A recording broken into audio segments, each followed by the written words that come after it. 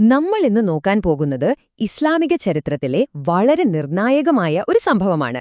പക്ഷേ Ahmadi religion of peace and ലൈറ്റിന്റെ കാഴ്ചപ്പാടിലൂടെ നോക്കുമ്പോൾ ഇതൊരു സാധാരണ ചരിത്രം മാത്രമല്ല, ഒരു ദൈവീക ശാപത്തിന്റെ തന്നെ തുടക്കമാണ്. അപ്പോൾ നമുക്ക് ഈ കഥയിലേക്ക് ഒന്ന് ആഴത്തിൽ ഇറങ്ങി നോക്കാം. ഇതൊരു വിശ്വസ്തതയുടെയും കൊടിയ വഞ്ചനയുടെയും പിന്നെ ഇന്നുവരെ അതിന്റെ പ്രത്യാഘാതങ്ങൾ തുടരുന്നു എന്ന് പറയപ്പെടുന്ന ഒരു കഥയാണ്. ഒന്ന് ആലോചിച്ചു നോക്കൂ, ഒരു പ്രവാചകന്റെ പേരക്കുട്ടിയെ അദ്ദേഹത്തെ പിന്തുടരാമെന്ന വാക്ക് കൊടുത്തവർ തന്നെ കൊല്ലുന്നു. അങ്ങനെയൊന്ന് സംഭവിച്ചാൽ എന്തായിരിക്കും അതിന്റെ ഫലം? നമുക്ക് നോക്കാം. കഥ തുടങ്ങുന്നത് പ്രവാചകൻ മുഹമ്മദിന്റെ പ്രിയപ്പെട്ട പേരക്കുട്ടിയായ ഇമാം ഹുസൈനിൽ നിന്നാണ്. അദ്ദേഹത്തിനൊരു വിളി വരികയാണ്, അടിച്ചമർത്തപ്പെട്ട ഒരു ജനതയെ നയിക്കാനുള്ള വിളി. അത് വെറുമൊരു അധികാരത്തിനായുള്ള ആഹ്വാനമായിരുന്നില്ല, മറിച്ച് നീതിക്കു വേണ്ടിയുള്ള ഒരു വലിയ നിലവിളിയായിരുന്നു. ഒന്ന് സങ്കൽപ്പിച്ചു നോക്കൂ, ആയിരക്കണക്കിന് മുസ്ലിങ്ങൾ ഇമാം ഹുസൈന് കത്തുകൾ അയക്കുകയാണ്. മുറി നിറയെ കത്തുകളാണ്.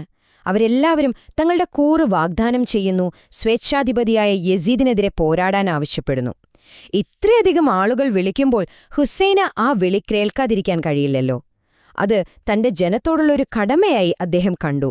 ഇമാം ഹുസൈന്റെ ആത്മീയമായ സ്ഥാനം എത്ര വലുതായിരുന്നോന്ന് മനസ്സിലാക്കാൻ പ്രവാചകൻ മുഹമ്മദിന്റെ ഈ വാക്കുകൾ മാത്രം മതി. ഹുസൈൻ എന്നിൽ നിന്നാണ്, ഞാൻ ഹുസൈനിൽ നിന്നുമാണ്. അവനെ സ്നേഹിക്കുന്നവരെ അല്ലാഹുവും സ്നേഹിക്കുന്നു. ഇത് ഹുസൈന്റെ പ്രാധാന്യം എത്രത്തോളമുണ്ടെന്ന് വ്യക്തമാക്കുന്ന വാക്കുകളാണ്. പക്ഷേ ഹുസൈൻ ഇറാഖിലെത്തിയപ്പോൾ കാര്യങ്ങൾ മാറിമറിഞ്ഞു. ആ വാഗ്ദാനങ്ങളെല്ലാം ഒരു കെണിയായിരുന്നു എന്ന് അദ്ദേഹം തിരിച്ചറിഞ്ഞു. അദ്ദേഹത്തെ ക്ഷണിച്ചവർ തന്നെ അദ്ദേഹത്തെ കൈയൊഴിഞ്ഞു. യസീദിന്റെ ഭീഷണിക്കു മുന്നിൽ അവരെല്ലാം നിശബ്ദരാക്കപ്പെട്ടിരുന്നു. ഹുസൈൻ യഥാർത്ഥത്തിൽ വളരെ തന്ത്രപരമായി ഒരുക്കിയ ഒരു കെണിയിലേക്കാണ് നടന്നു കയറിയത്. അങ്ങനെയാണ് നമ്മൾ കർബല എന്ന ദുരന്തഭൂമിയിലേക്കെത്തുന്നത്. ഈ കഥയിലെ ഏറ്റവും ഹൃദയഭേദകമായ, ഏറ്റവും ക്രൂരമായ ഭാഗം ഇതാണ്. ചരിത്രത്തിലെ ഏറ്റവും രക്തരൂക്ഷിതമായ ഒരധ്യായമെന്ന് തന്നെ നമുക്കിതിനെ വിശേഷിപ്പിക്കാം. ഇമാം ഹുസൈന്റെ കൂടെയുണ്ടായിരുന്നത് എത്ര പേരാണെന്നറിയാമോ? വെറും 72 പേർ. അതിൽ പുരുഷന്മാരും സ്ത്രീകളും കുട്ടികളുമൊക്കെ ഉണ്ടായിരുന്നു. അതൊരു സൈന്യമായിരുന്നില്ല, അതൊരു കുടുംബമായിരുന്നു. അവരെ നേരിടാൻ വന്നതോ യസീദിന്റെ 30,000 പേരടങ്ങുന്ന ഒരു ഭീമൻ സൈന്യം.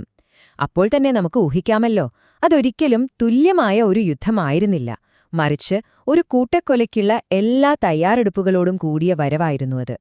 ഇവിടെയാണ് ആ ഒരു അന്തരം നമ്മൾ ശരിക്കും കാണുന്നത്. ഒരു വശത്ത് പ്രവാചകന്റെ കുടുംബം ഉൾപ്പെടെ 72 പേർ, മറുവശത്ത് ആയുധങ്ങളുമായി നിൽക്കുന്ന 30,000-ഓളം വരുന്ന സൈന്യം. ഇതൊരിക്കലും ഒരു യുദ്ധമേ ആയിരുന്നില്ല, മുൻകൂട്ടി തയ്യാറാക്കിയ ഒരു കശാപ്പായിരുന്നു. അവിടെ നടന്നത് അതിക്രൂരമായ ഒരു കൂട്ടക്കൊലയാണ് എന്നാണ് ഈ വിവരണം പറയുന്നത്. ഹുസൈന്റെ കുടുംബാംഗങ്ങളെയും കൂടെയുണ്ടായിരുന്നവരെയും ഓരോരുത്തരെയായി കൊന്നൊടുക്കി. ഒടുവിൽ പ്രവാചകന്റെ പേരക്കുട്ടിയെ തന്നെ അവർ ശിരച്ഛേദം ചെയ്തു. ഈ ക്രൂരമായ പ്രവൃത്തിക്ക് ശേഷം ഈ ഉറവിടമനുസരിച്ച് പ്രപഞ്ചം തന്നെ അതിനോട് പ്രതികരിച്ചു. അതൊരു സാധാരണ മരണമായിരുന്നില്ല, അതിന് ദൈവീകമായ ചില പ്രത്യാഘാതങ്ങൾ ഉടനടി തന്നെയുണ്ടായി. ഹുസൈൻ കൊല്ലപ്പെട്ട ആ നിമിഷം ദൈവത്തിന്റെ സിംഹാസനത്തിന് താഴെ നിന്ന് ഒരു മാലാഖ ഉറക്കി നിലവിളിച്ചുവത്രേ. ആ മാലാഖയുടെ വാക്കുകൾ ഇതായിരുന്നു: ഈ ജനത ഇപ്പോൾ ശപിക്കപ്പെട്ടിരിക്കുന്നു. ഇതൊരു രാഷ്ട്രീയ കൊലപാതകമായി മാത്രം കാണാൻ കഴിയില്ല. ഹുസൈന്റെ തലയറുത്തതിലൂടെ അവരെ യഥാർത്ഥത്തിൽ മുറിച്ചുമാറ്റിയത് മാർഗനിർദ്ദേശത്തിന്റെ തല തന്നെയായിരുന്നു എന്നാണീ വാദം. ദൈവവുമായുള്ള അവരുടെ ഉടമ്പടിയാണ് അവർ ചവിട്ടിമെതിച്ചത്. ഈ ശാപത്തിന്റെ ഫലങ്ങൾ എന്തൊക്കെയാണെന്നല്ലേ? ഇന്ന് മുസ്ലിം ലോകത്ത് കാണുന്ന ഭിന്നതകളും ആശയക്കുഴപ്പങ്ങളുമെല്ലാം ഇതിന്റെ നേരിട്ടുള്ള ഫലങ്ങളാണെന്നാണ് ഈ ഉറവിടം പറയുന്നത്. റമളാൻ മാസം ഏതാണെന്നോ ഹജ്ജിന്റെ സമയം എപ്പോഴാണെന്നോ അറിയാതെയായി. ഇതെല്ലാം ആ ശാപത്തിന്റെ ഭാഗമാണ്. എന്നാൽ ഏതൊരു ശാപകഥയിലും ഒരു പ്രതീക്ഷയുടെ വെളിച്ചം കാണുമല്ലോ. ഇവിടെയുമുണ്ടത്.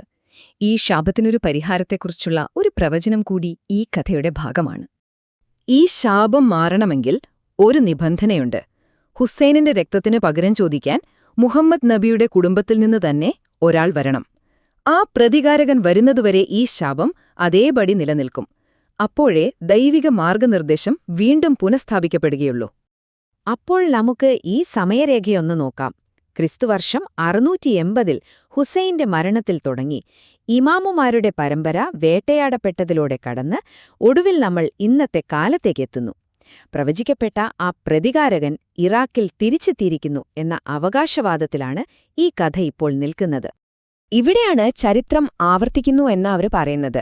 പണ്ട് ഹുസൈനെ ഇറാഖിലേക്ക് വിളിച്ചു വരുത്തി ചതിച്ചതുപോലെ ഇന്ന് ആ പ്രതികാരകൻ ഇറാഖിൽ തിരിച്ചെത്തുമ്പോൾ അന്നും അദ്ദേഹത്തെ കൊല്ലാൻ ശ്രമം നടക്കുന്നു.